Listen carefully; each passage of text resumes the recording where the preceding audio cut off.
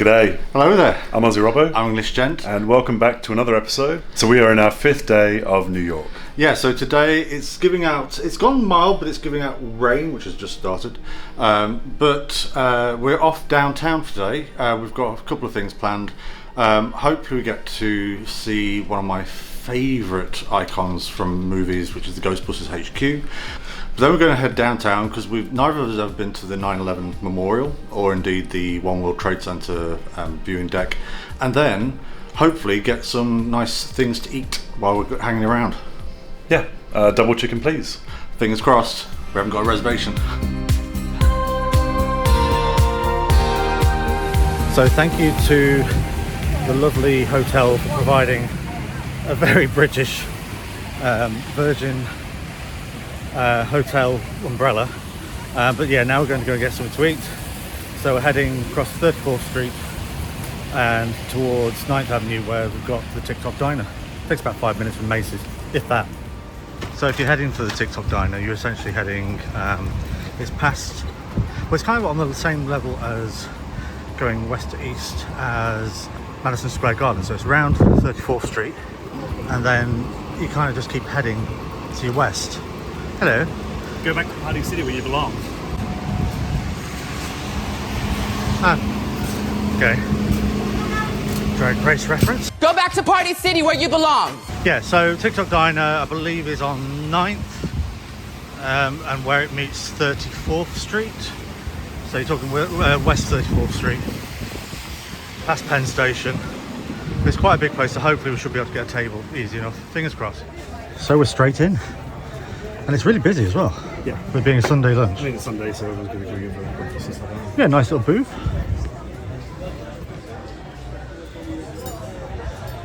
It's going to be interesting. This is nice and quiet as well, which is really cool. Meals around the clock, so it's 24-hour. They've actually refined it from what I remember. That's good. Lots of choices. In fact, like almost too many choices. Salads and bowls, soups. We're going to be going for breakfast. Definitely a breakfast.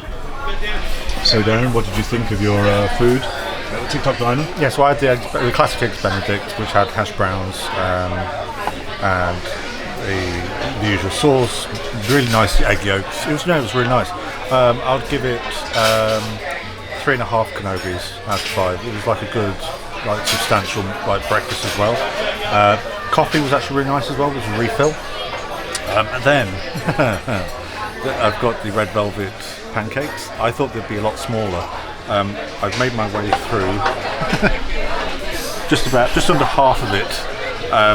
Yeah, it's not. They are very nice, very nice. But if you are ordering anything like the pancakes, I would take into mind that it is literally like its own course. It's not like just a side thing. But yeah, again, I'll give those 3.5 out of 5. Yeah, nice and tasty, fresh, which is always good. So I had the Denver omelette, I think it was. Denver one, or the Colorado one. It's related to Colorado either way. It's the usual kind of recipe that the diners do with like ham, peppers and onions in the omelette. That was actually quite nice, with cheese as well. Yeah, the omelette was actually quite nice. So there's a flavour going on there, so I actually really like that. And then I had a side of bacon and sausage, and very greasy, but great all the same. Nice flavours. So yeah, I mean it's not a cheap meal for what you're paying for, but especially with the surroundings. But you know, yeah, I actually quite enjoyed this meal, so I would definitely come back again. So I would give it mine. I'd give that a 4 shrimps and a barbie. Yeah, I actually quite enjoyed it. Yeah. One thing I was really surprised about with the Tick Tock Diner is it's a very busy sort of space. And this is like lunchtime, just gone midday on the Sunday. And even though it's hugely busy, there's loads of space and you can talk nicely. You know, there's not like overpowering music, the chatter from elsewhere. No, there is. On the background side of the place. But yeah, it's 24 hours as well. I believe so. Yeah, it's like, which I think is why it's called Tick Tock Diner. It's like service all day and night. I came here years ago after a club night, so I can verify that it is a late night one at least. So it is a good place to come if you want to get that like late night nosh, a little bit of late night nosh. But yeah, next we're going to head off downtown, further downtown on the train, on the subway, to the Ghostbusters location, which I've never seen in person before, I may get a little bit excited. So here's a quick rundown of what it cost. Yeah, it's more than we would normally, but we did actually over-order, if anything. Like I say, coffee and soft drink were refills, so that's all good. So before tax, before tip, which we normally give at least 20%, which would be around $13, or probably go as high as $16. Yeah, $71.53, which it's a lot of money for breakfast, but this is more of a brunch that we've had than anything else. We've really stuffed ourselves to last the rest of the day until like early evening.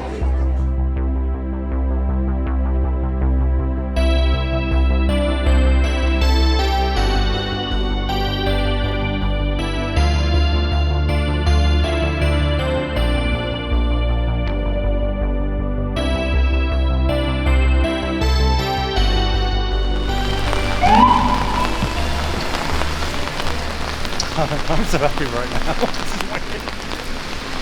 They must have filmed here for a little bit for the sequel. But the most of it was filmed in England. Yeah, bizarrely. we actually had loads of cast calls down in the UK, in London, for parts like sort of background extras, etc., and body doubles. So we're stood in front of the Ghostbusters HQ, and yeah, it's kind of smaller than I expected. But it was once a working firehouse, but they've decorated it for Christmas, which is really Still nice. working firehouse, isn't it? I have no idea. I can't work out if it did or didn't. I don't know whether because they have like symbols on the floor as if The lights it are is. on outside, so I think it is. Maybe it is. But yeah, so it's gone out for Christmas. It's got the sign. You can't miss it. It's also really easy to get to once Yeah. you're on the tube. Yeah, definitely. The underground subway. The subway is dead easy to get to. We went to Canal Street, but you can go a little bit further down as well. But yeah, there's something about it. All I hear in my head is the piano music, and then the and you can just imagine the hearse coming out of the doors. So I'm looking forward to seeing it in the new film, because it's actually featured in the new film as well. So. But they are missing a trick. Why isn't there a little stall somewhere that sells the knickknacks? You'd have, I mean, okay, maybe they wouldn't get enough money in, I don't know, but it would be nice. Maybe there's other stores. But it also has right next to it a trendy clothing store. Yeah, very nice. Very nice. So I feel like the area's gone a bit upmarket. It's gone a bit, yeah.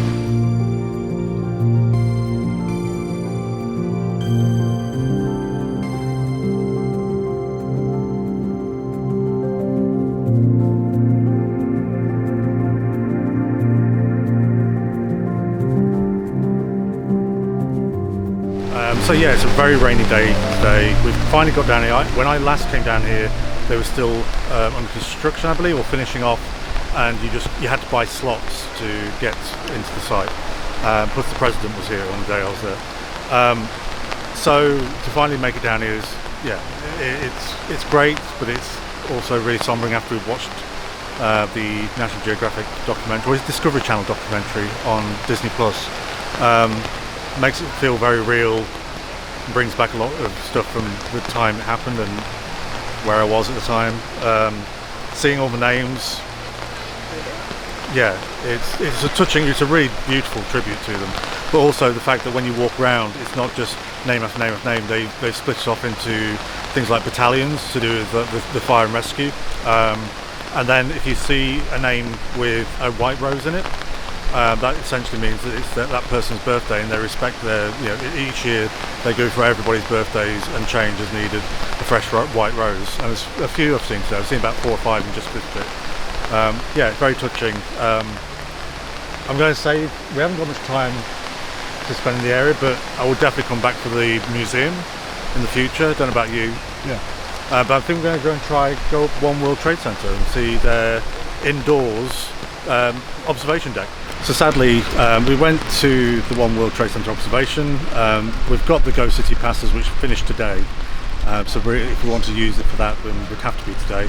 But sadly, there's zero visibility when you get to the top. They actually do advise you when you're at the bottom, which is good, and they're really nice about it all. Shame, but some things, weather stops things, so same as in London. Maybe another day. But what we're going to do now is go into the Westfield Shopping Centre, which is the replacement for the old shopping centre that used to be under the World Trade Centre, and then head to the East Village.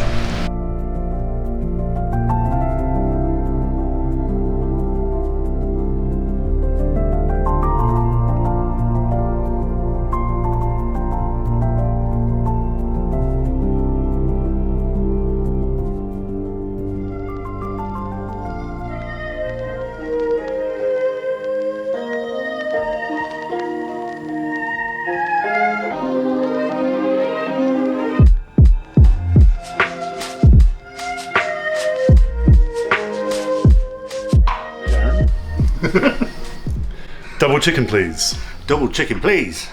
Probably one of the best sort of bar restaurants experiences I've had. Don't go expecting like your big 4-course meal type thing. It is literally, you're there for drinks and snacks. Bar food. Yeah, bar food, but bar food in the best sense. We started with our first round of cocktails. They serve you with like a little beautiful glass of water, like table water, essentially. Beautiful. So it was a really delicate little glass. And they put it on the Double Chicken Please logo on the napkin, and then your cocktail goes next to it. What was your first cocktail? So I ordered the specialty, which is Japanese cold noodle. And then I decided to go for, well, originally I was asking for the French toast, but they then advised that was more for a dessert.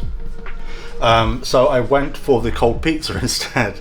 To explain a bit more about their sort of So it's a specialty cocktail bar where the guy was an award-winning cocktail creator, yes. and then all the cocktails in the back bar, which is the one we got into, which is I think called the Coop. Yeah, the chicken coop, and they make the kind of drinks in front of you there if you're at the bar, and in the front they have them on tap. There's actually a video we'll link and explains the whole process of how they do it, and it was kind of a video that they did when they first set up, I believe. Yeah, it's worth a watch. Their creative process throughout the week, their production, and why they really can only justify having one like spot where they serve these things is because they put so much effort and love into these things. It's amazing. So the cold noodle, what did you think of the cold noodle? So it had like it was a very subtle sweet taste, which was really nice, but also it had a foam on top which had a flavouring which was kind of like a wheat flavouring, which basically kind of reminded you of noodles. So it did have this kind of essence of noodles. I mean, I'm saying that because I think I tasted it, but maybe it was because the name was there and it might have been in my head. But I felt like I was tasting, a hint of noodle in there, but also had like a really nice sweet flavour going on there. And yours? My cold pizza, so that came with like a little rice paper pizza slice on top, which made it really pretty as well. But yeah, again, the foam is where kind of you get like the sort of the aroma, and then there's a cold pizza. You're thinking tomatoes, so there's going to be tomatoes, there's going to be some sort of herb in there, and it's all playing a part. I personally preferred your cold noodle at that point. Yes, that sounds so rude. I loved his cold noodle, but I was really happy with the cold pizza as well. There's all the flavours of cold pizza, but in a great way, like a refreshing. So you can actually taste. You think?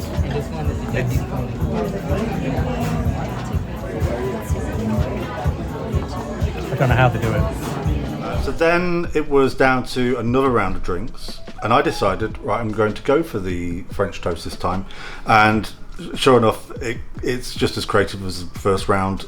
It comes with the actual drink itself, and then like their own version of like what is an Oreo cookie, but it doesn't taste like an Oreo cookie. It's like a dark chocolate with a salty, crisp sort of creamy middle, and it's done like almost like a chaser. So you take a drink and you take a bite of the cookie, and you get the full flavors, and it's perfect. What about yourself? I had the mango sticky rice, I believe, and very nice again. It was a lot more of a cocktail than I'm used to kind of drinking. Had a shaved vanilla on top, which kind of brought out a nice flavour going on there and a nice smell. And I definitely preferred the cold noodle. I would definitely recommend the Japanese cold noodle as a cocktail. I would second that. Cold noodle is probably the top number one for me out of all four. Yeah. But actually, all the other three, good close seconds. And we did have food. What did you have? Yeah, so food-wise, they have a variety of different chicken dishes, etc. But there's loads of choice. You've got your popcorn chickens, you've got everything that you can think of. I went for what is essentially a cheese melt, but it was called a bolognese. Was it bolognese melt? Yeah, something along those lines, yeah. Well, yeah, so it was essentially a cheese toasty, like a cheese melt, but with bolognese mixed in, and it comes in like almost like a croissant baguette type, and it's split into and looks rather rude when it first comes to the table, but beautiful, absolutely beautiful. Just like the cocktails, I'm going to give all these 5 Kenobis out of 5. Right, and I had the chicken sandwich. I actually can't remember what it was called. Hot hot honey chicken. Yes, and so I had a Thai flavouring in there. It was very nice. The chicken was really soft and very tender, and there was a lot of chicken in the sandwich. So literally, you just get the sandwich as it is. There's no size or anything, but it's a very big portion, so you don't really need it. And yeah, that was very nice again. So the whole experience, I would give 5 shrimps on a barbie, and I did see a lot of people ordering the popcorn chicken, which looked really nice. So if I'd have gone back there, I would have tried the popcorn chicken again. So I'm in the bathroom. Hello. It's really nice. We've got like scented candle going on here. Got art on the walls. Got a big ass mirror going all the way around. Beautiful basin and tile. Those tiles are lovely. And let's have a listen. You can hear chickens like as if they're in a chicken coop. Yeah, a great overall experience. Aesthetically very pleasing, very nice bar to be in, and definitely recommend it if you can get out there. It's the Lower East Side, so it's the East Village essentially. So you're talking just down from Katz's Deli, right? That sort of area, right? But yeah, it's a trickier one to get to by train, I would say. Well, our experience was, but that said, if you're going down that way for something else, make sure to go. One thing I will suggest though is if you want to pre-book, it goes on sale. The bookings go on sale 6 nights before, so it is quite a hard one to get. We did get there half an hour earlier because we heard about people queuing, so we did get there half an hour earlier. There was 2 people in front of us. By the time it opened, at 5 o'clock, there was a line of about, I'd say, 15 to 20 people behind us. Yeah, and they kind of staggered the tables going in. But we got a really nice position at the bar, so we could see everything going on with the cocktail mixing. They do tell you that you only have a 90-minute sitting, so you can order drinks and food in that 90 minutes, but you only have that 90-minute sitting, I guess because they want to try and turn over and give a lot of people the experience. But definitely recommend it and definitely give it a try. Yeah, especially for a big shout out to the staff, if any of them happen to watch this. Thank you so much for giving us an amazing experience and giving us also recommendations for places to go in London. Yes, and also Darren did buy a souvenir. He bought a couple of plates from there, which tin plates. I'll show you now. So after Double Chicken Please, we did rush over to another kind of New York attraction. Yeah, we've got it was on the last day of our Go CityPass, so we thought we might as well try and squeeze something else in. The weather was really bad, like raining, heavy rain. So we decided to book one of the alternative versions of a bus tour. And it's called The Ride. We'd seen clips of it, and it's essentially like a theatrical journey through Times Square and the surrounding area. Yeah, so it's a bus, and half of the bus is exposed with glass. So it's got a glass side, and then you sit sideways and look out basically at the glass, and see it's like a bus tour basically. And you have 2 performers who are doing like the jokes, the jokes and the voiceovers, and they're keeping the bus going, as it were. New York City, take a ride with me. Thank you so much. Okay, that was the show. Get off the bus. You guys are great. Thank you for your money. Welcome to America. You gotta go now. You guys, I'll never forget you. You know, we have another show in 5 minutes. Folks, so. we're just kidding. We're going to be together for the next 36 hours. And then as you go along, you come across these random strangers who suddenly break into dance and song, and but also just happen to have microphones and microphone packs on them. Oh my gosh, I'm Mrs. Claus! You look incredible. Thank What's your skincare routine? Oh, we'll talk. Don't Do you know the guy worry. to your left? He looks like a Claus. Yes, this is Buddy the Elf. I know he's not in his usual uniform, but he loves spreading Christmas cheer with me. Well, what are you doing here? Oh my gosh, I'm making sure, my husband made a list. He's checking it twice, trying to see who's naughty and nice, and everyone here is just absolutely wonderful. I'll tell him to put extra presents under the tree. Oh, that's very nice. That is super fun. Is there anything you haven't done while you've been in town?